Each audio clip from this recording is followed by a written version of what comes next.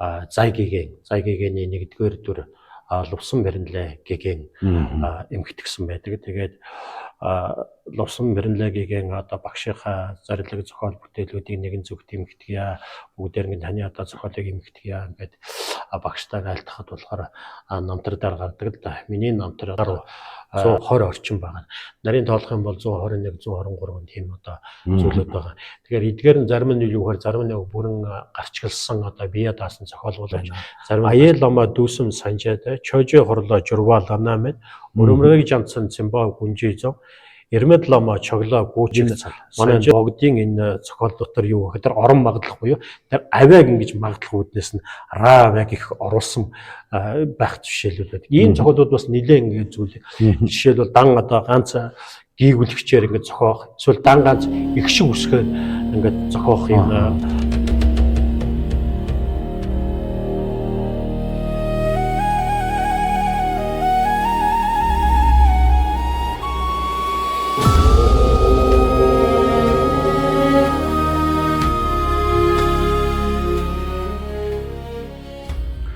Сайн байцгаана уу? Иргэн давтаа морил Мадрая подкаст Монгол утга төвлөгөөд зураг нэвтрүүлгийн энэ удаагийн дугаар хүрэхэд бэлэн болсон байна. Танд энэ өдрийн мэндийг хүргэе. За энэ өдрийн мэнд хүргье. За бид бүхэн өнгөрсөн 7 хоногийн дугаараар өндөр игээний маань 5 дүр байдлын талаар бэлэгдэл болон номны учир жанцсан талаар ярьсан байгаа. Энэ удаагийн дугаарт хоёулаагийн ярилцах онцлог сэдв. Өнөөдрийн дугаартаа хоёулаа ярилцахдаа өндөр гигэний зохиол бүтээлийн талаар ярилцъя гэж бодож байна. За тэгэхээр өндөр гигэний маань одоо зохиол төөрвөл бол одоо хэмжээлшгүй тийм ээ. Тэгэхээр эхний асуулт бол одоо өндөр гигэний маань зохиол бүтээл болон сүмбэмийн талаар одоо цоврал бот номнуудын талаар одоо товч мэдээллээр эхлэе гэж бодож байна. Тий. За өндөр гигэний сүмбэм зохиол нь болохоор богдтан Лувсан Дамби Жансангийн хэсэг зарлаг нэгэн зүгт эмхтэн хураасан оршваа гэдэг нэрээр төвдөрөө Жавзан Лувсан Дамби Жансанжи сүм торво чогчгдүү дүүва гэдэг нэрээр богино барын судраар дарлагдаж ингэж хэвлэгдсэн байдаг.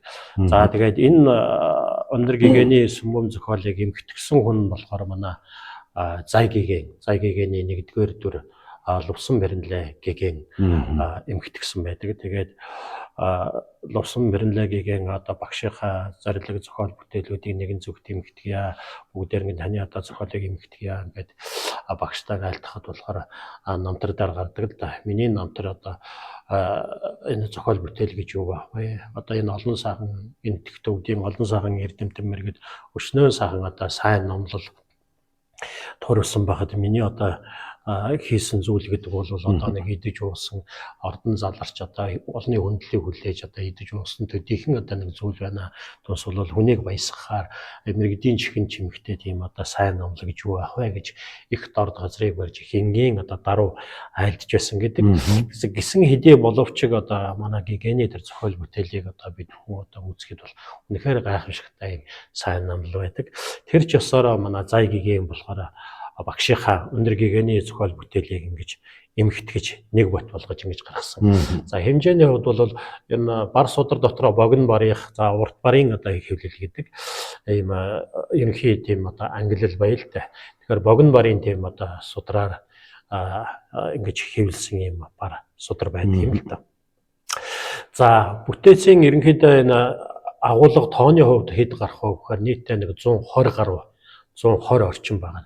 Нарийн тоолох юм бол 121, 123 тийм одоо зүйлүүд байгаа. Тэгэхээр эдгээр нь зарим нь юу гэхээр зарим нь бүрэн гарчгалсан одоо бие даасан зохиол боловч зарим нь гарчглаагүй 4 шат, 8 шат, 12 шат гэх мэтийн одоо тухайлан гарчглаагүй тэр зүйлүүд байна. Тэгэхээр нэгж булгаад ингээд тоолох юм бол 120 гаруй гарахаар юм зүйлүүд байдаг. За төрөл зүйлийн хувьд хэрвээ ангилж үзэх юм бол гигэний одоо шавнар болоод бусад одоо тэр тэдгээрийн одоо хүсэлтээр зохиосон За өөрт зориулсан юм залбирал болоо за бусад хотогт хуулгаад хам номон хаан за игээгээ ламын гээгээ гэх мэтийн одоо тэдгээр хотогт хуулгаад зориулсан залбирал мөргөл за тэгээ өлмий бат оршихын залбирал дараа дөрөн түргэн одоо залрахын энэ залбирал гэсэн энэ залбирлын одоо айс авд багтахаар ийм одоо мөргөл залбирлууд бий. За ядан бурах тийм бясалгал гэж байна. Бид нэр дөвтөв буюу бүтээлийн арга гэж хэлдэг. Ийм ядан бурах тийм бясалгал бий. За тэгээ олон зүйлийн юм тагил бий. Цайны тагил, эдэний тагил юм. За тэгээ сэржимүүд бас бий, сэржим өргөх. За тэгээ сахиусны одоо чайбл буюу хувь өргөл гэж хэлдэг ийм олон зүйлийн уншлага бий. За тэгээд мөн одоо сайн төрөл төрхийг ингээд зорин ерөөсөн ерөөлүүд бий. За мөн онцлогтой ном, судар ингээд бүтээснийг хэвлдэг нэг уламжил хэвснээ дараа артд нь ерөөл тавьдаг нэг уламжил бас бий л дээ. Тэр ёсоор гэжсэн бар хэвлэлийн ерөөл гэх мэт юм төрөл зүйлд хувааж болохоор юм номнууд байгаад байгаа юм. Ийм зүйлүүд бий. Тэгэхээр өндрийг маань одоо ном зохионгүй үйлс бол одоо бас хэмжээлшгүй олон төрөл бат номероо байгаа. Одоо өндрийг маань одоо анхны зохиол нь анхны зохиол гэхээр юм байна. Намтар дээр гардаг. Зарим намтар дээр 4 настайдаач гэдэг. Зарим намтар дээр 5 настайдаач гэдэг. Тэгэхээр одоо мөн өндөр гэгэний тухай намтар цадгийн тухай гэсэн тэр баримтат кино болоод бос материалууд дээр хүмүүс их үзээд их цагаан танилцдаг болсон. Мэддэг болчихсон нэг зүйл байна л да. Нийтээ нэг юм 8 шат номыг гэрийн бүслөөрийг ингэж тоорч одоо наадаж явах тэр үедээ за 4 настай за 5 настай гэнэ тэр надад хархан баг үедээ төвд хэлээр зохиол бүтээлээ ингэж туурвсан гэдэг юм агуу гайхамшигтай юм зүйл байна л да. Тэгээд тэр ном нь бол яг ямар ном бэ гэхээр төвдөр нь уншвал юм байна. Аял лама дүүсэм санжаад чожи хорлоо журвалана мэд өрөмрөг жанцсан цэмбаа гүнжийзо Ирмэд лама чоглоо гүүчигцэл санжаа чогу огмонцол тагдан ёсуу цогвадан сэмжаа малв дижидна нүрдүү санжаа тоовор шок гэсэн юм 8 шат ном. За Монгол орчуулгыг нь хэрвээ дуудвал миний багш 3 цагийн бурхад машид номын хүрд эргүүлсэн тэнцэлгүй эл шарын доо зурагч бүхний эрхэм эгнэгт ялгалгүй дээд багшид бишрэм мөргмөө бурхны номын лагшин агнистын ёс бибер шашныг огоод төгсгөж бүрэн амтан хоцролгүй амгалан жаргаад асар хурднаа бурхан болох болтугай гэсэн юм утга ийм одоо орчуулгатай ийм ном байна. Тэгэхээр хэмжээний хувьд авсаархан за тэгээ утга нь гүн гүнзгий энэ ном бол юу вэ гэхээр утга нь агуулга нь бол юу вэ гэхээр нэгдүгээрт болохоор энэ ном дээрс өндөр гэгэний өөрийнх нь одоо алдар номын алдар лусан дамби жансан гэдгийг тэр жансан гэдэг зүйлийг орсон нэгдүгээр шат дээр болол юу гэхээр түүнийг нь гаргасан байх юм жишээ байна. Тэгэхээр үе үеийн олон мэрэгдүүд үе үеийн одоо Монголын мэрэгдүүд болохоор энэ Монголоос заларсан энэ ходог төвлөгөө за нэг ялангуяа Живцсандаа бодготуудын энэ зохиол бүтээлийг ингэж тайлбарлаж ирсэн юм зүйлүүд байна л да. Тэгэхээр нэлээд хэд хэдүүний зохиол дээр болохоор энэ өндөр гэгэний анхны миний багш гэдэг энэ зохиол бүтээл энэ зохиолыг тухай тайлбарлсан ийм зүйлүүд нэлээд ингэж бас ингэж харагдана. Хэдийгээр их одоо намтар дээрээ гардгаар 4 настай дааж байна уу 5 настай дааж байна уу тэр уншсан гэхэд бол угаасаа л ерөнхий тэр зохиол номных нь товч боловчиг ерөнхий номны одоо агуулга нь бол одоо маш гүнзгий зохиол болж тархна шүү дээ. Тийм байна. Тэгэхээр одоо өндөрийн маань ганцхан төрөл сүмбэн ном зохиол одоо төрөвхтэй бол одоо ганцхан шууд зүгээр мэдлэгийн хүрээнд ганцхан тэр оноогоогүйгээр олон төрлийн авьяасыг бас гаргасан байдаг. Хил бичгийн болон өөр одоо олон шүлгэлсэн өөр олон төрлийн авьяасыг гаргасан байдаг тийм ээ. Энэ талаар та одоо номнуудын номон дээр зохиол дээр гарч байгаа тусдын ялгаа одоо жишээ нь одоо хилний ялгаа байна уу? Одоо нэг оноос үгийг өөр хэлээр бурхтын нэр байна уу? Одоо нэг харьяалах, томьёолох тэр асуудлуудыг өөр хэлээр өөр өнцгөөс айлдсан байдаг талаар дурдж үзэгч хүмүүндээ хэлвэл. Тэгээ. Тэгэхээр өндөр гэгэний зохиол бүтээл сүмэн болохоор одоо тэгээ төвд хэлээр ингэж туурвж байгаа. За тэгээд ингэ сайхан хадгалагдж байж байгаа байсан байна. Тэгээ монгол хэл дээр болохоор хүмүүсийн сайн мэдхээр одоо жанлуу цогцол юм уу, мааны дэвтүү сомоо гэдэг тэр мааны гүн бүтээлийн арга гэх мэтийн одоо тэдгээр номнуудыг болохоор орчуулж ингэж хүмүүс их түгээмэл мэддэг болж та ялангуяа одоо энэ шинжлэх ухаан сайн хөгжөөд энэ шинжилгээ судалгаа гарч ирээд эрдэмтэн мэрэгд гарч ирсний үр дүнд болохоор тэдгээр шинжээсэлгүүд хүмүүс их сайн мэддэг болж. Тэгэхээр үүнд гол юу руу орохоос өмнө эхлээд бас нэг үгийг хэлбэл бид бүхэн энэ худаг товлгаадынхаа за тэгээд энэ гэгээн одоо хотгодынхаа номыг болохоор хэр их одоо өөрсдөө уншиж хэрэглэж вэ гэдэг талаар бас нэг ганц өгүүлбэр бас ингэж хэлье гэж ингэж бодож байна. Тэгэхээр хүмүүсийн сайн мэдгээр өндөр гэгэний айлсан жанлуу цогцол тэг гэх мэт юм. За тэр дэвтүү сумаагч гэсэн одоо нүнээ сахахад болоод тэр нь бол хүмүүс ингээд одоо хурал уншлагандаа гэсэн уншдаг л да. За тэгээд дараагаар нь их дэлгэрэнгүй нийтлэг нийгмээр уншиж байгаа нэг ном бол юу вэ гэхээр бид бүхэн сайн мэднэ. Одоо хоол хүн одоо үений эдийн умдны одоо тахил болгож өргөдөг умлаа даяа гэдэг ном байна. Энэ болохоор хурал хуй болгонд бол ингээд сайхан гэж уншиж байгаа. Идэ цаг барихын өмнө өдөр бид бүхэн хэрэгжилж байгаа тийм ном байна. За тэгээд мөн өндөр гэгэний айлсан дээр цайны тахилыг болохоор ингэж бас ингэж дэлгэрэнгүй уншдаг. За дараагаар сар бүрнэгод одоо хурдаг нэг хурал болгоор бид бүхний хурдаг хангал хурал байна тийм ээ. Сахиусны хурал. Сахиусны хурал гэдэг маань болохоор сахиусны хуралд дотор гарч байгаа уншиж байгаа уншлагын ном бол олон зүйлд ингээд хуваагдаад явна л да. Үүний нэг хуваагдах нэг зүйл нь болохоор чайбул гэж бай. Чайбул гэдэг маань болохоор хувь тахил өргөх гэсэн үг. Тухайн тэр сахиус бурхныхаа яг тахил бүх зүйлүүдийг нь одоо гартаа өндөр мутартаа барьж байгаа тэр чагцсангууд болоод унлаг болоод за тэгээд тэрнийх нь нөхөрсөлт дагарт нагалт нөхөрсөлтийн тэр мутрын барьц болоод тэгээд тахил гадаад дотоод нуус хоосон чанарын тэр бүх тахилыг нь болохоор ингэж өргөдөг уншлагыг болохоор чайбул гэдэг нэрнээр за одоо монголоор орчуулах юм бол хувь тахил гэж ингэж орчуулж болно л да. Тэгэхээр манай өндөр гэгээ маань гомбо, чойжоо, хам, цамб, жамсран гэх мэтийн одоо энэ сахиусны чайбулыг шинээр ингэж айлцсан байдаг. Тэр одоо чайбулыг болохоор бид хүн одоо яг 29-ны өдөр бүгдээрээ сахиусан дээр бол ингээ сайхан уншаад ингэж ирсэн юм боломжтой байна. За тэгээд түрүүний таны бас ингээд хэлсэн тэр асуусан ёсоор бол юу гэхээр өндөр гэгэний энэ зохиол бүтээлийг хэрвээ ингээд хараад ажиглавал бас хэд хэдэн онцлог шинж ингэж харагдана. Үүнээс хамгийн түрүүнд эхлээд нэг хэлэх ёстой, дурдах ёстой нэгэн онцлог шинж бол өндөр гэгэний зохиол бүтээлийг ингээд хараад хахад санскрит нэр томьёо, самгарт нэр томьёо, самгарт үг хэлгийг нэлээд төлөвлөгөө хэрэгэлсэн байдаг. Тэгэхээр энэ бол нэлээд бас онцлог шинж юм болов гэж ингэж бодож байна.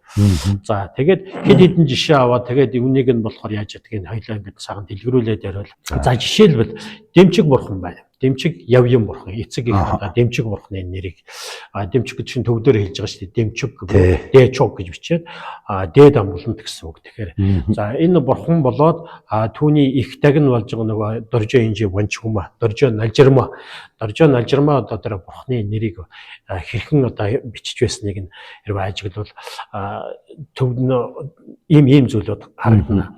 За гүнчүү дэвэн ова гарчин хэрэва поророл донед Нимбон энчиг варахи гэх мэтэр дэмчиг бурхны одоо өөрийнх нь нэрийг нь болохоор төвдөр дэмчиг гэж шүлгэлээд яаж болно. Гэхдээ хэруга гэдэг бол нийтлэхээр бас хэрэгэлдэг л дээ. Гэхдээ их тагны нэрийг бол угаад одоо энэ дээр гарснаа болохоор варахи гэж ингэж би хэлсэн баг шиг. За үүний өөр батлах жишээ нь болохоор ланжайд чин журмэд хэруга поророл дончин энчиг варахи. За тэгээд сүнжиг гүрөө базар дараалаа гэдэг гэх мэтэр. За тэгээд ингээд проврол дончин варахи туруулаад сагцсан их хоосон варахи гэх мэтэр орчин хэлсэн ч байх шиг. Жишээ нь дарааг нь өөр нэг жишээн дээр хэрүү гавал дева чоги гар базар йоги донид жума бүрэл. За өөр нэг бас нэг жишээ өөр нэг номон дээр бал ханжаа дэчин хэрүүга ин проврол дончин варахи гэх мэтэр дэмчиг бурхан дээр их тагны одоо нэр алтер доржо нажирмаа нэрийг болохоор ингэж бичсэн байна. За тэгээд мөн өөр нэг жишээ нь болохоор ямдаг бурханы нэр. Ямдаг бурханыг төвдөр нь болохоор жигжид гэж ингэж хэлж байна. Жигжид. За тэгээ санскритээр болонгууд одоо Берава болно. За тэгвэл гигемнэд одоо номд бол бас ингэж гарч байна. Журмэд дэчин ланжа Берава, Паурол дончин Янчиг Бедали. Бедали гэдэг нь болгон чинь дор жороолон маань нэрийг нь болгон санскритээр ингэж хэлчихсэн юм байна. Жишээлбэл одоо ингэж биш үү? Сая энэ дээр гарч байгаа Журмэд дэчин ланжа Берава гэдгийг бол ингээд энэ яг санскритээр нь босоод оруулсан байгаа. Тэгвэл төвдөр нь хэлэх юм бол Журмэд дэчин ланжа жигжид одоо юу гэдэг нь лаа гэдэг юм уу гэдэг зөвхөн төв дүг оруулаад шүлгэлүүл нэг ийм маягаар ингээд шүлгэлчих байна. Гэтэл гэгэн маань болохоор одоо яг энэ санскрит нэр томьёогоор гэж. За үүнийг яагаад онцолж байна гэхээр бусад төвдөр хэлдэг зохиол бүтээлд хуурсан хүмүүсийн ном судруудыг ингээд үзэхэд за Дэмчиг бурхны эгчтэр за Херува гэж түгээмэл хэрэглэдэг л да. Гэхдээ их тагны дэрнэр саяын одоо Ямандаг бурхны дээр одоо нэр томьёог болохоор голдуу яг төвдөр нь ингээд голдуу шүлгэлээд ингээд бичсэн байдаг. Тэгэхээр үүн болохоор одоо их юутай онцлог шинж харагддаг л ба. За жишээлбэл бид нар одоо сайн мэддэг. Бүр одоо чавл дээр уншдаг ингэж уншдаг шүү дээ, тийм ээ. Бид нар хум жалгун явчиг жамгон Берава гандал пэрлэ дөвзөж чойж юмчиг замон дэсэг хоржоолаа гэдээ бид нар уншдаг шүү дээ. Тэгэхээр бид нар анзаарахгүй бол шинээр жалгун явчиг жамгон Берава гэдэг ингэж уншиж шүү дээ. Берава. Одоо Берава гэдэг нэр чинь одоо монгол хэлэнд Берва гэдэг нэрээр одоо ороод ирсэн байна, тийм ээ. Берава буюу энэ чинь Ямандаг бурхныгаа хэлж байгаа. Жишээлбэл энэ дээр түрүүний хэлдгээр хэрвээ үгийг нь орлуулвал жалгун явчиг жамган Берава гэдгийг зүгээр төв дүгээр нь орлуулсан чинь жалгун явчиг жамган жигжиж гэх хэмтээр ингээд шууд ингээд шүлгэлчүүд бас болно шүү дээ. Гэхдээ яг энэ мэтээр одоо ингээд санскрит нэр томьёо явуулсан жишээ нь зөндөө байна. За жишээлбэл одоо бурхан багшийг ингээд дурдахдаа онцоо жолбоо шагжаа мөнила гэх юм уу. За тэгээд ловон за Дэмчиг бурхан, за Сэндэн бурхан гэж хэлдэг тийм ээ. Арслан одоо ханшаар тэр бурхныг болохоор дурдахдаа жалбаа гүндөө бадмаа самбава, ядам гүндөө цэчэг хэрвга, жалим гүндөө синха мухаи гэсэн. За синха мухи гэдэг нь яг санскритээр байж байгаа. Синха гэдэг нь болохоор одоо монгол хэлэнд сингэ гэдэг нэрээр орсон арслан гэсэн. Мухи буюу мука гэдэг нь болохоор нүүр гэсэн. Сэндэн гэсэн нэр байгаа. Тэгэхээр тийм мэтэр одоо ингэж оруулсан жишээ бас байна. За бурхтын нэрийг ингээд санскрит нэр томьёогоор ингэж оруулж. За тэгэх юм бол зарим чайвал дээр одоо болоод ном уншлаган дээр санскрит одоо төвдөр хэлж болох одоо тэр төв нэр томьёог санскритээр нь буцаа шууд хэлсэн жишээ байна. За бидний уншлаган дээр их уншдаг штэ. Доржоо боргоцсон тавцсан данууга тоги төгдөн шэрв домоороо гэд жавсрангийн одоо чайвал дээр нэг юм байдаг. Энэ дээр гарч байгаа доржоо барагдсан тавчин данууга гэдэг үг. Данууга гэдэг бол их санскрит нэр томьёо. Данууг буюу энэ бол ном гэсэн үг. Ном сумын ном. Тоги төгдөн шэрв домоороо гэж. Домоороо буюу домоороо гэдэг үг нь болохоор урт сум, их сум гэсэн маягтай. Тэгэхээр ном сум гэдэг үгийг бас санскритээр хэрэглэсэн байгаа. За мөн өөр уншлаган дээр даглаанажид няман дагигж хэрэгар нуна долбин Финланд зод гэж бид нар уншдаг штэ. Тэгээ энэ дээр гарч байгаа хэрэгар нуна гэсэн үг байна. Хэрэгар гэдэг үг бол яг санскрит үг. Хэрвээ энийг зөв төв дүгээр орлуулад би хүмүүст ойлгуулахын тулд яг төв дүгээр ингэж шүлгэж болно гэдгийг нэг тайлбарж хийж байгаа шүү. Бас ойлгоорой. Даглаанажид няман дагигж нянхаран нуна долбин Финланд зод гэдэг ингээд шууд зүрхэнд ингээд шууд төвдөр бол одоо бүх хүмүүс бол тэгжил ингээд хэрэгэлдэг. Гэтэ манай гигэм болохоор хэрэгар нуна долбин Финланд зод гэдэг яг санскрит нэр томьёог нь хэрэгэлсэн. Тэр хэрэгар гэдэг нь болохоор зүрхэнд гэсэн маягтай. Энэ бол юу гэхээр надад хорлогч Нисванаас дайсан татгын нандан хэрэгарт хатган гэтлэх үүсийг зохиогтун гэж орчуулж байгаа. Тэгэхээр хэрэгар гэдэг нь юу гэж юм гэхээр зүрхэнд хатгах гэсэн маягтай тийм үү. За жишээлбэл одоо энэ санхүүсний эн чинь бол мэдээж догшин санхүүсний дээр нэг хангал учраас үгүйхэн юм юу байгаа шүү дээ. За бас ингэж уншдаг. Нанчагравара месад нонгордан доржоо барагдсан давгоо доржоо цамби гардага гэж бид нар уншдаг шүү дээ. Гардага гэдэг нь гардига гэсэн үг байна. Энэ бол дэгүг гэсэн үг. За түрүү хоёулаа бас нэг аргаар бас ингэж шинжилж үзсэн шүү дээ. Төв дүгээр нь орлуулад Нанчагаравра месад нонгордан давгоо доржоо цамби дэгүг ди гэдэг энэ чинь шүлгэлж дэгүг гэсэн үг. Одоо монголоор бол бүхгөр худаг гэдэг бурхны ингээд барьсан ийм нөгөө нэг чагцангийн тэрэг юу хэлж байгаа. Барьцаг. За тэгээд дараагаар бас нэг ингэж уншдаг даа. Нинжа аргуура тодгон брэнгвад зэчин маха ната чавдуу бүл гэж уншдаг тийм ээ. Зэчин маха ната их нийгүүлсэх маш цагаан гавл ирэх үүнийг нь ихэнэрл Маханата бурхны мотор дүрэг мөө гэж. Маханата гэдэг бол их гэсэн үг. Ната гэдэг бол итгэл гэсэн үг. Тэр гомбо чимбо гомб гэсэн үг гарч байгаа зү тийм ээ. За тэгээд дараа энэ мэдийн жишээ бол зөндөөг дурдж болно. Хаадар юм бэ, сандан габаала гэдэг гавл. За тэгээд дараагаар ишээ аравар хадам дамбаадэ гэж бид нар байна шүү дээ. Тэнгүүтээ бэлэг үлгөө машид бадарсан хадамга. За тэгээ мөн одоо түрүүний Чойжо бурхны одоо юун дээр бас ингэж уншдаг. Түрүүн бас ингэж бид дуржсэн тийм ээ. Жалгүй явч гэж амган байраа гандал бэрлээ дөвцөж чойжиж чад гэдэг ингэж уншдаг. За цам сахусны чайбл дээр бас ингэж уншдаг штэ.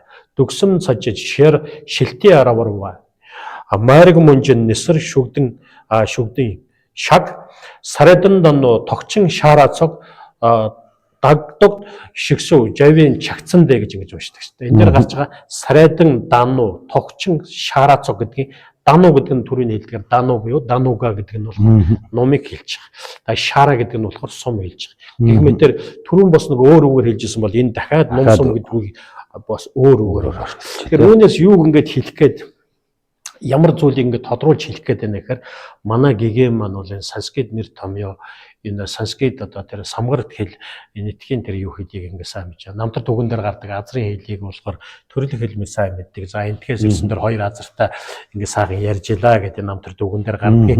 Баталгаа нь бол юу вэ гэхээр энэ манай өндөр гэгээний энэ цөөхөн боловч цомхон боловч ном судар дээр энэ санскрит номын нэр томьёо бүтээлчээр ингэ сайхан ашиглаж байсан юм жишээ.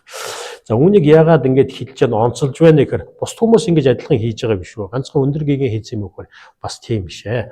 Босод энэ дээр гарч байгаа төгөөмлөдөө хэрэг гавуулч гэдэг юм уу? Бос юу болохоор хүмүүс ингэж бас ингэж хэрэглэдэг. Гэхдээ энэ ном сум гэдэг сая энэ дээр гарч байгаа энэ зарим нэр томьёог болохоор тэр бүрийн хүмүүс хэрэгэлсэн бахан төвдийн одоо төвдөөс гарсан төвд хэл дээр төрсөн тэр дгээр зохиолчд эрдэмтэд за Монголын олон хүмүүсийн дотроос бас тэр бүрээ ажиглагддаггүй сонин содон харагдсан учраас үнийг нь бас онцлон өнөөдөр энд бас ярьж байгаа юм шүү гэдгийг нь ойлгоорой.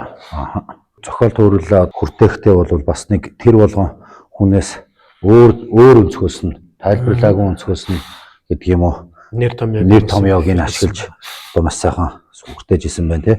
Тэгэхээр одоо сая бол одоо самгарт хэлээр сахиусны чайбл за тэгээд тэр сэржим сахиусны магтаалуудад одоо яаж тэр энэ санскрит хэлийг одоо ашигласан байна. Тэр талаас нь ярьлаа. Одоо тэр нөгөө ламирми одоо утга хураангуулсан шүлэг бас хэлбэрээр байна тий. Энэ талаар нь бүрдүүл. Тэгэхээр өндөр гэгээнэ зохиол бүтээл дотор яг бие даасан ламирмийн одоо энэ бодмөрийн зэргийн толботой ном тайлбар одоо сургаалууд би тийм зүйлүүд бол яг бие даасан зүйлүүд нэг яг тухайлан байхгүй л да. Гэхдээ ингээд зарим зохиолууд болохоор яг утгыг нь хураангуулсан маягтай юм шүлэглэл юм сургаалууд бас нэлээд бас байдаг. Намтар дүүгэн дээр ч гэж гардаг. Тэгэхээр босод одоо төвд хэл дээр зохиол бүтээл туурвж ирсэн хүмүүс төр бол яг бие даасан бодмөрийн зэргийн тийм тайлбарын айс авд багтахаар юм бүтээлүүд төхөмөл байдаг. Гэхдээ өндөр гэгэний зохиол бүтээлийг ингээд бүр нарийн ажиглаад ингээд мөр тухтайх ингээд үзэхээр бодмөрийн зэргийн яг тэрийг утга агуулгыг ингээд сайхан товчлсон, хураангуулсан юм шүлэг юм зохиолууд бас байна. За нэг жишээ дурдъя. Нэг жишээн дээр бол ийм юм байна. Цандан дэнтов дамби гонжисэн уучлаарай. Сэрдлан анжун жанчив сэмний жун яндаг дондог бантов домнаашин ирэмний тарсан гүши товжинлав гэдэг нэг юм шүлэг байна. За монголоор орчуулвал бэлэг төгс шүтэнэг олж дээд итгэлээр тэтгэгдэн бэрх сансараас магад гарах бод сэтгэл хоёрыг судлан үнэхээр утгыг онож авшиг хүртэн сансарт санваарт оншиж үлэмж хоёр зэргийн туйлд хүрч дөрвөн дагшин олохыг айцлаа. Тэгэхээр энэ дөрвөн шатхан ном болов дөрвөн шатхан ингээд маш богинохон ном боловч бодмөрийн зэргийн одоо утга агуулга, судар, тарины тэр бүх утга агуулгуудыг энэ дөрвөн шатанда маш сайхан багтаацсан байна. За хэдүүлээ жоохон задлж нэг богино хугацаанд ингээд задлж үзье.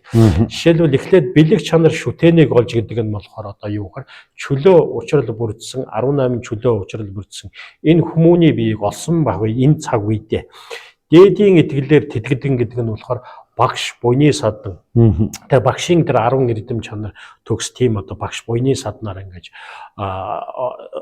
багш боёны садныг шүтээд.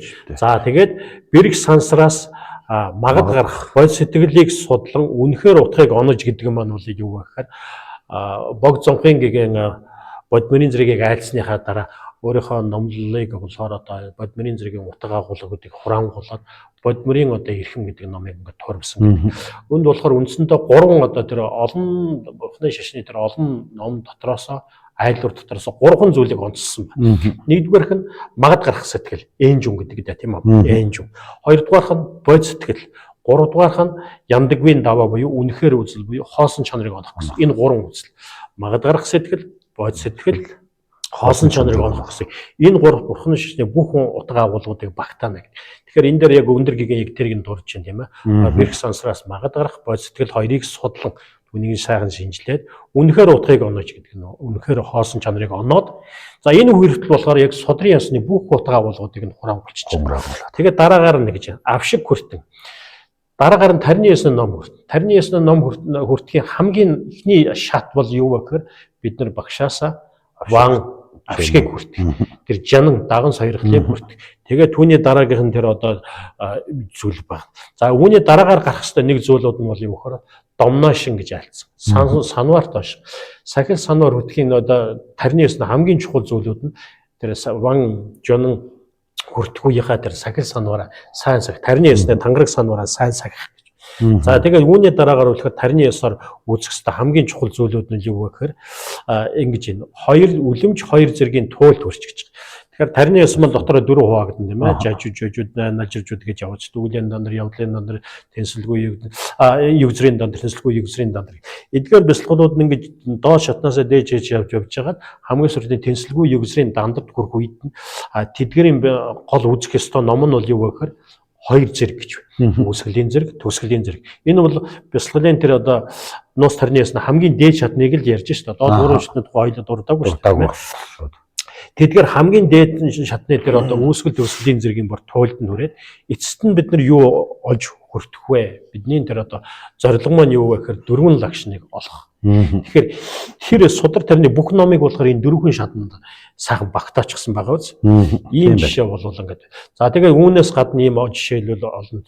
За тэгээд энэ олон байна л да. За төгдөр уншихгүй шууд монголоор нь уншичээ цаг хэмнэх үүднээс. Тэгээ. За эндээс орчлонгийн зовлонг мэдэх, магад гарах хийгээд олон амтныг их хэмээн мэдэх, бод сэтгэл, баригч баригдхуун эндүрэлд мэдэх, үнэхээр үзэл бас хоёр зэрэг эцэс төрсэн хоёр шидийг хайрлагтун гэж. Яг тэгээд түрүүний яг хэлсэн ясаар магад гарах тэр бод сэтгэл тэгээд баригч баригдхуун гэдэг маань бидний тэгэхээр нөгөө 5 мэдрэх хүүгээр харагдхуун сонсогдхуун гэдэг тэр нөгөө хоёр талаасаа харагдах тэр хоосон чанарыг онох тэр зүйл байна. За тэгээд эцэст нь хоёр шид болоод чогийн өдөө төмөнгийн өдөө гэсэн тэдгэрийг нь олох болтугай гэх юм уу. За мөн өөрөөр орчлонгийн инг ухаарах магад гарах сэтгэл ба олон амтныг их мэд үзэх бод сэтгэл хийгээд илэрхий мөн чанарыг харах үнэхээр үзэл руугаа элт болсон хэрүүга бурхныг олохыг ажислах тоон гэж бас айлцсан байна.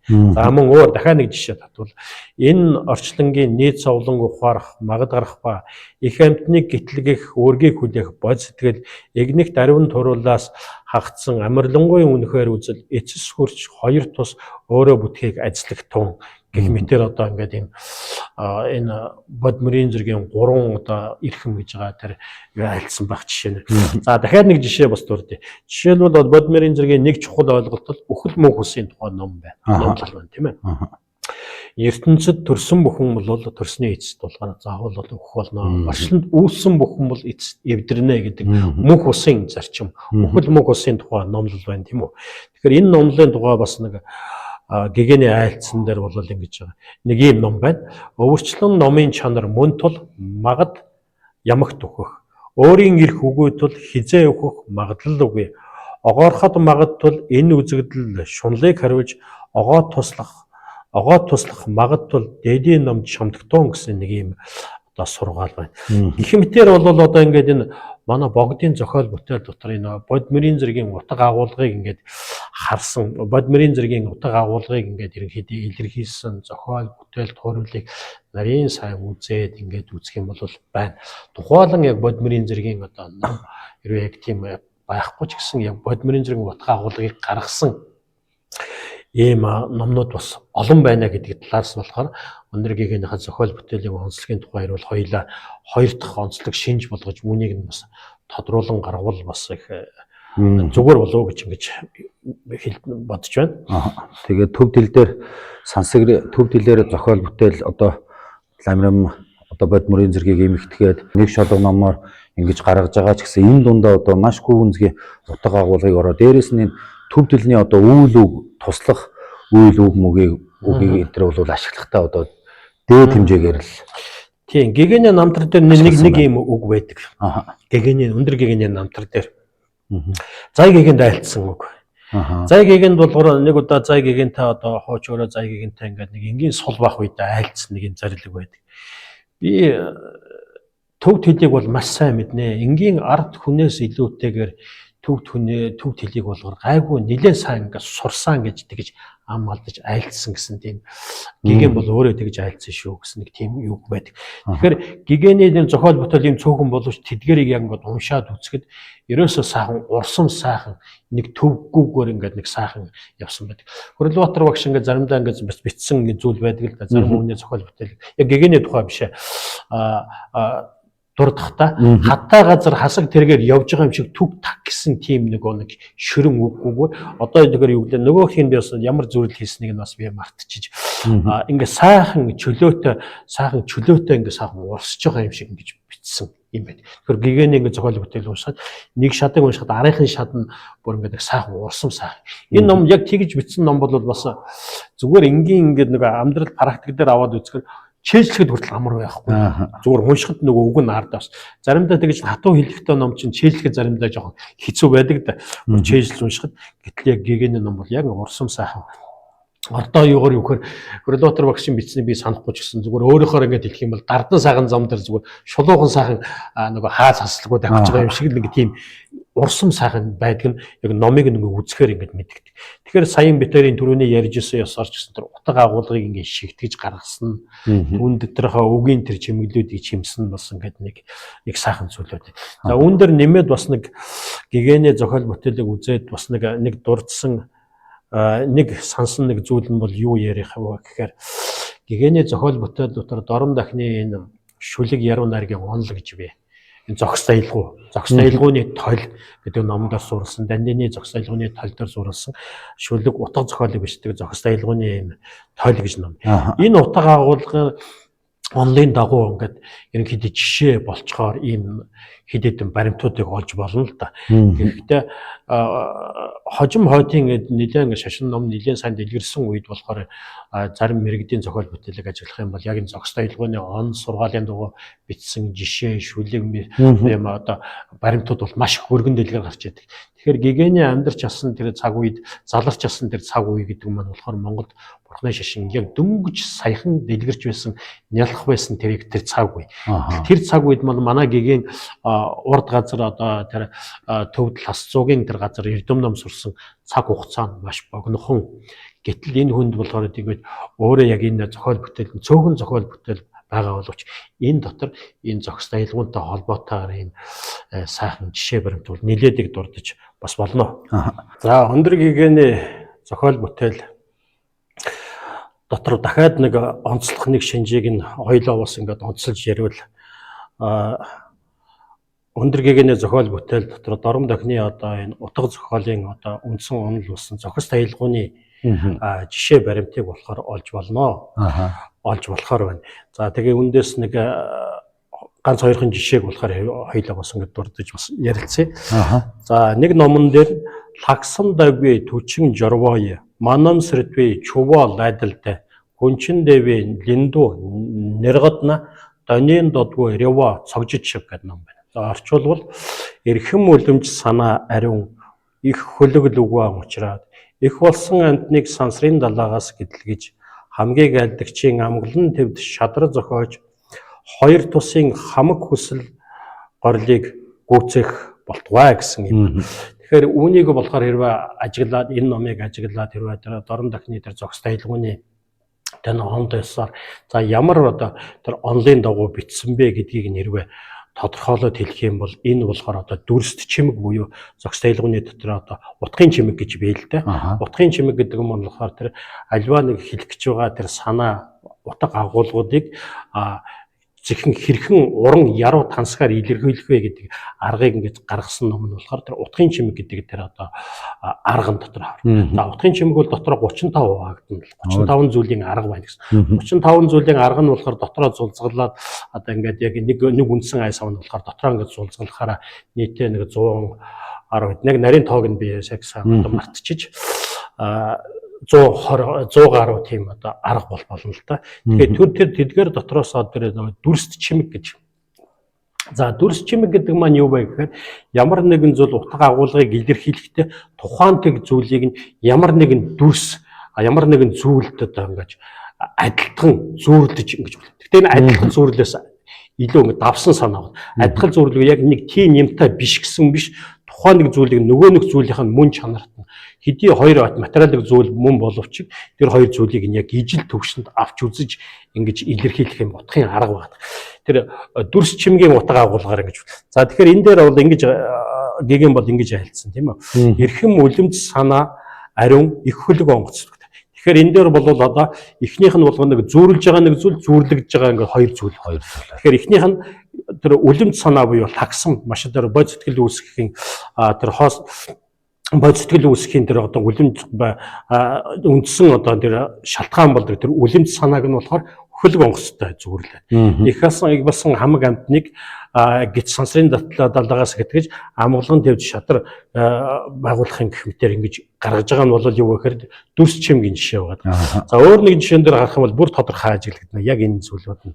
Энжин цэмбэр цүлтэм заваадан сэмчиг домбо жодсон ялдавжа Дишээ сан баруур аравжид бай шэнэн янду бомбор солванд. За орчуулга нь магад гарахын газар шагшаабадын үндэс баттаад манлай дээд сэтгэлийн модонд сайн явдлын гишүүн дэлгэрч аймаг дөрвөн нуус тарины өр машид жавхлантай ачид буйны садан огоо төрсний эргэтэд залбир муу гэж.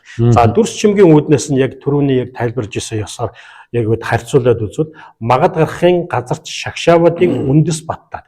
За тэгээд энэ дээр болгоод эхнийх нь болохоор номын утга. Хоёрдугаарх нь зүүрлэгж байгаа нэг зүйл нь юу гэхээр маш сайхан үндэстэй, цэцэг навчин сайхан дэлгэрсэн, үр жимсэн дэлгэрсэн юм галбирваасан мод байна.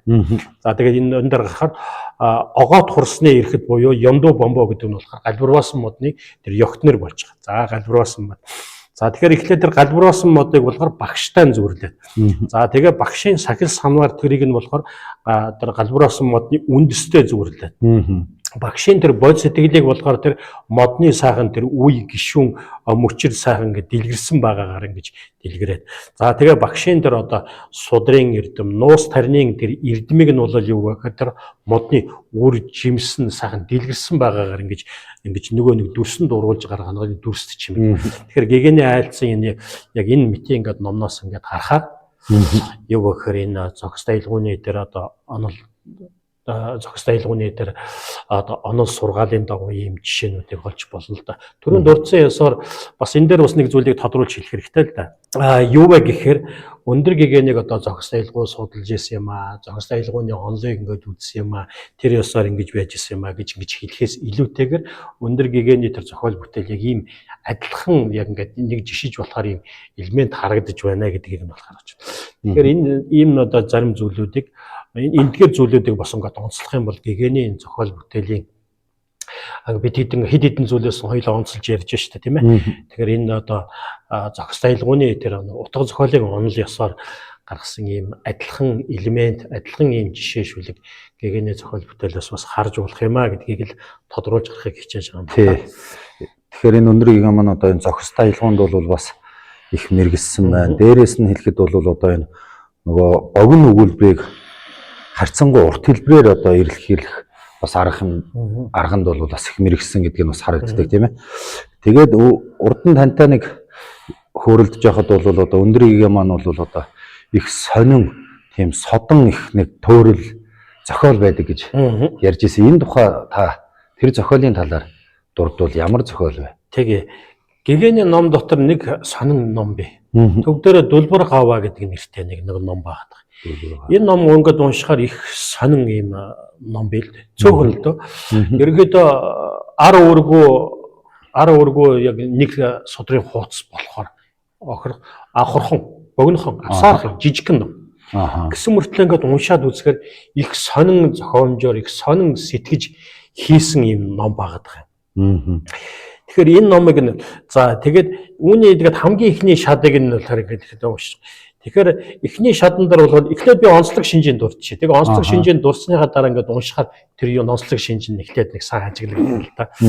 Тэгэхээр юу вэ гэхээр эхний тэр нэг шат номыг нь хоёлаа уншиж яг тайлбарлах гэж байна. Тэр номын онцлог шинжийг нь эхлээд дүгнээд хэлвэл өгүүлбэрийг уртсах, нэг мөрд орох үгийн тоог нь тэнцүү байлгах үднээс нь үгийг их ингээд уртсгаж дэлгэрүүлэн бичих гэж. Тэгэхээр энэ ном зохиол туурвдаг хүмүүс тус нэг байдаг л да. Утга агуулгыг бичихдээ тэр үгийг уртсгаж ингэж нэг уртаар ингэж бичих нэг арга байна. Энэ болохоор заншгүй нэг эзэмших ёстой зохиол бүтээл туурвдаг хүн чаах ёстой чадвар л да. Тэр утга санааг илэрхийлэхдээ жишээлбэл товчхон хитэ зогсчихгүй түүнийг уран яруу тансгаар бичихийн үднээс нь их сайн ингэж дэлгэрүүлж бичих. Тэгэхээр яг энэ нэг аргаар бол яг өндөргийг юм бачих. Тэгэхээр богино хэмжээний утга өгүүлэмжийг харьцангуй урт хэлбэрээр илэрхийлэх аргыг болохоор яг энэ одоогийн унших энэ дөрвөн шатад болохоор яг яруу тод жишээ бол. Хоёрдугаар төв дэлний туслах үйл үгийг болох нэлээд төлхөө хэрэгэлсэн. За туслах үйл үг гэж юу гэж хэлж байгаа нөхөр орчин цагийн нэр томьёогоор нь хэлж байна л да. Тухайн нэг үйлийг ингээд хийх төв дэлэнд идэвхтэй хэрэгэлдэг байна. Үндсэн нэг үйл үгийг хэлэхээс гадна хоёр дахь үйл үгийг ингэж хавсаргаж хэрэгэлдэг нэг зүйл байна. Энийг нь болохоор орчин цагийн нэр томьёогоор хэлвэл яг манайхны үндсэн үйлэг, туслах үйлэг гэдэг тэр нэг юугаар тайлбарлаж болно л да. За дараагийн нэг зүйл нь төвдөр уншихад ра гээгүүлэгчийн авиа бол маш олон тав. Нийтдээ болохоор тоолбол 33 удаа татагдсан. Ра авиа. За тэгвэл одоо та бүхэн сонсоор одоо уншихаар ра авиа бол маш их олон сонсогдно. Дулбар гавь, дүдэр жала, жалбар журва, ламэр жавар, домбор аравдаг дэ, намхар нэмбэ, маржир доовор Жумад барьян, лавгар зэвар, задвар альмэд бар, дагвар зомбор, мэдэг барьян, ревар данла, жившин барны, гомбор задми ил. Гушир лунду, довар журве, самбар журшин, жавар янжир, девар шигдэр дүд. Ингээд зүгээр уншихад араа чихэнд баш олон сонсогдож байгаа биз. Жишээлбэл нэг энэ бол юу гэхээр зохис айлгууны онол байдаг л да. Их шиг магадлах, гээгүүлэгч магадлах, аваа магадлах, орон магадлах гэх мэтэр тэр амнаас гарах өгүүлэхийн эрхтний үүднээс нь тэр нэг аваа ингэж магадлаж гарах гэдэг энэ болохоор дууны чимэг гэдэг тэр арга дотор бас байдаг нэг юм зохиолын нэг сонин ийм содон арга хэмжээд байдаг. Тэгэхээр Монгол шүлэг яруу найрагт нэг ийм жишээнүүд зөндөө байдаг л да. Жишээлбэл энэ Дорон дахны одоо их алдарч яруу найрагч Бигзээ Яв Хулгай нэг шүлэг бий. Хар ус нуурын шагшуурга гэдэг. Тэгээд үүнийг энэ шүлгийг судалсан хүмүүсийн одоо судалгааны материалыг ингээд үзэхээр тэр одоо салхины чимээ гаргахаас ус тэр шүрэг хаваа, иш хаваа гэх олон ингэж гаргасан гэдэг тийм нөгөө тийм судалгаа бас байдаг л да. Түүнтэй адилхан одоо ингээд энэ манай энэ богдын энэ зохиол дотор юу гэхээр тэр орон магадлах буюу тэр авиаг ингэж магадлах үүднээс нь ра авиаг их оруулсан байх жишээлүүд байдаг. Ийм зохиолууд бас нэлээд ингэ зүйл. Жишээлбэл дан одоо ганц гээгүүлэгчээр ингэ зохиох, эсвэл дан ганц их шиг үсгээр ингэ зохиох юм зохиол бүтээл бол ерөнхийдөө түгээмэл ажиглагддаг л да. Тэгэхээр үүнтэй адилхан тийм шинж тэмдэг харагдж байгаа. За дараагийн нэг зүйлүүдийг нэрвээ ингэж явал. За эхлээд уншихаар та бүхэн бас нэг ингэ сонин зүйл ингээд авах. Дараагийн нэг энэ ном бол залгуулад бас ингэж байна. Сансуу, жайсуу, ёнсуу, журнаасуу. Эхний авиаг ингээд уншихад сүү авиа их олон сонсож байгаа биз. Тэгээд төв дэлний нэг сүү гэсэн дагвар байгаа. Сүү гэсэн энэ дагвар үсэг бол юу гэхээр Монгол хэлний үг хөршхийн тиалгалтай адилхан л да. Нийт төв хэлээр Монгол хэлний үг хөршхийн дээтэй дагварыг гаргадаг төв хэлэнд бол 7 нөхцөл байдаг. Сүү, дүү, рүү, на, ла гэх мэтийн одоо ингээд 7 дагвар бий л дээ. Тэгэхээр энэ дээр эхний дээр бол яг сүү дагварыг хэрэгэлсэн байгаа биз. За одоо ингээд дахиад нэг уншаа. Сансуу, жайсуу, дандаа сүү. Сансуу, жайсуу, ёнсуу, журнаасуу. Дараагийнхтай дүү дээр дэндүү, гондуу, бүндүү, залагдүү. Дандаа дүү дагавар. Дандаа дүү дагавар. За орчуулахаар энэ их сонин гарна. Сансуу жайсуу гэдэг нь сэрхэд, дэлгэрхэд, огоотод болгохд гэж орчуулмаар. Тэгээд дараагийнх нь шүтээнд, итгэлд, өмгт түшигт. Ингэсэн яг ингээд нэг ийм ингэж орчуулахаар байгааз. Гэх мэт нэг ингээд нэг зүйлүүд. За тэгээд энэ дээр бол энэ номдор бол яг шадан дээр их олон юу байна. За төв хэлэнд үлдэгдэл сэлт буюу нэг утгаас нөгөө утганд шилжихтэй нэг ингээд нэг шилждэг дээд дагавар байна. Монгол хэлэн дээр болохоор а дээд гэсэн ийм дагавраар орчуулдаг. Яг түүний жишээн дээр жүрдээ, зээдээ, дандаа, пантыг дэ гэдэг дандаа дээд дагавраар төгсөн байна. Монгол төв хэлний нөгөө үг өгүүлбэрийг нөгөө холбох нэг юм холбоос үгүй. Жин, шин гэсэн юм гурван дагавар байдаг. За түүний жишээг энэ энэ болохоор яг тэрний жишээ гэж хэлэхгүй. Ингээд номын утга агуулгыг ингээд явахаараа их сайхан гардаг боловч яг түүний жишээ ингэж болчихоор ингээд зүйл. Мэжин, таршин, доошин, ремпаншин. Доошингэр. Тэгээд дандаа шин буюу жингэр бол. За төв хэлний нөгөө ла гэсэн хоёр дагавар. Энэ бол монгол хэлний гарахын ялгалын АСС дагавартай яг утганд дүүдэг. Яг түүнтэй яг жишиж ойлгож болохоор эна додно гуна шиндуна монголоор орчвол аштаас угаас бүхнээс маштаас гэдэг ингээд орчуулахаар. За төв хэлний холбоос үг болдог. Бие даасан дан гэдэг нөхцөл байна. Одоо монгол хэлний ба бөгөөдтэй адилхан утгатай. Дандан, няндан, зайдан, няндан, гүн. За мөн төв хэлний чимэглэг хураах гэдэгтэй ян гэсэн холбоос үг. Монгол хэлний ч, эвч гэсэн дагавартай ингээд нэг адилхан үгээр орчуулагддаг нэг юм. Сууян, гаян, намян, гүндуян дахиад нэг ингэж давтагж байгаа биз. За мөн төв хэлэн дээр гардаг нэг юм юу болохоор одоо төгсгөлийн үг буюу өгүүлбэр, өгүүлэмжийг ингээд нэг төгсгдөг. Одоо яг төгсгөлийн үг ингэж болдог юм л да. Жишээлбэл өгүүлбэрийг төгсг үг бол. Хуучин цагт бол уламжлалт орчуулганаар манайх бол олоо гэж орчуулдаг. Одоо цаг дээр хэрвээ орчуулах юм бол өнгөрсөн цаг бол өнгөрсөн цаг дээр тэгээ бос яг цагийнхны хэлбэрээр ингээ орчуулдаг нэг тэр зүйлүүд байгаа. Нийтдээ 11 10 дагавар байдаг. За тэгээ төв хэлний ингээ дөрмийн үднэс дээр нөгөө нэг хатуу дагавар гэдэг нэмэхээр 11 дагавар болчихдог. Тэгээд тэр 11 дагаврыг болохоор одоо төв хэл үзэж байгаа бүх хүн мэднэ л одоо ингээд эхнээс аваад яг ингээд эрэмбтэй яг ингээд системтэй ингээд дугаарлцсан байдаг. Яг тэр ёсоор нь бид нэр одоо ингээд үзэж чэйжлээд ингээд нэг давтдаг. Гэхдээ яг нэг гигиений энэ утга агуулган дээр энэ ном дээр болонгууд яг тэр дагавруудыг нь яг жишээлбэл бичсэн байна. Гонгоо бомонгоо гэх ингээд яг тэр нэг эрэмб дараалаар бичсэн. За жишээлбэл түүнийг нь болохоор шагаа донно годо юмн дова зоммо ява рэгжүрдо жала товор жүрсө дашисо гэд яг 11 дагаврыг яг тэр нөгөө нэг бичдэг эрэмб дараалаар нь ингээд гаргацсан байх нэг нэм жишээнүүд. Тэгэхээр энэ мэтэр ингээд нэг ажиглахаар л юу гэхээр энэ гигиений зохиол дээр бол ийм сонин содон талаас нь ингэж бичсэн зүйлүүд их байна. За үүн дээр нэмээд болохоор бас нэг жишээ ингээд бас дурдчих үүнтэй холбогдуулаад. Жишээлбэл төв хэл ингээд зохиохдоо ингээд нэг заримдаа болгонгот яг энэ системтэйгээр ингээд эрэмб дараатаагаар ингээд бичсэн. Жишээлбэл 1 2 3 4 гэсэн ингээд тооныг дараалуудыг шууд ингэж оруулаад тэгсэн мөртөө тэр зарчмаа ингээд зохиомжийн сонин арга баримтсан боловч утга агуулга их сайн гаргасан нэг ном бас байна. Тэр ном нь болохоор чигдэн дом борилвэ дондогшин нэмэд иши жудлаа жаваад сөмчиг доржа араншин онжурна шэдэн буюу гопн товжинлав. За монгол орчуулга нь яг ингээд шад бүр ингээд эхлэхдээ дандаа ингээд тоогоор эхэлж байгаа. Нэг дистараагаараа эрен балдагдаагүй. За ажиглал орчуулгын уншия. Нэг ба олноос хангацсан утгыг оноод хоёргүй бэлэг бэлгүүн сэтгэл төрөх ба гурван дээд очрын мөн чанар илт болоод дөрвөн лагшин төгөлдөр хутгийг олохыг ажислагтав. Ингээд ажиглахаар сүлэг зохиомжийн хувьд бол шат бүр эхлэхдээ 1 2 3 4 гэсэн ингээд эрэмб дараалал ингээд явсан байгааз. Тэгэхээр энэ нэг сонин зохиомжийн арга хэлбэр бол энэ гигиений зохиол гэж гарч ирдэг л да. Тэгэхээр энэ бол манай гигиений болоор энэ нэг тэр уран сэтгэх тэр гүн гүнзгий сэтгэх тэр гүн гүнзгий сэтгэсэн ном зохиолдоо ингэж турах бас нэг онцлог шинж юм болов уу гэж бодоод яг өнөөдөр хоёулаа ярилцахдаа энийг бас тодруулж гаргая гэж ингэж хэлж байгаа юм л да санаа.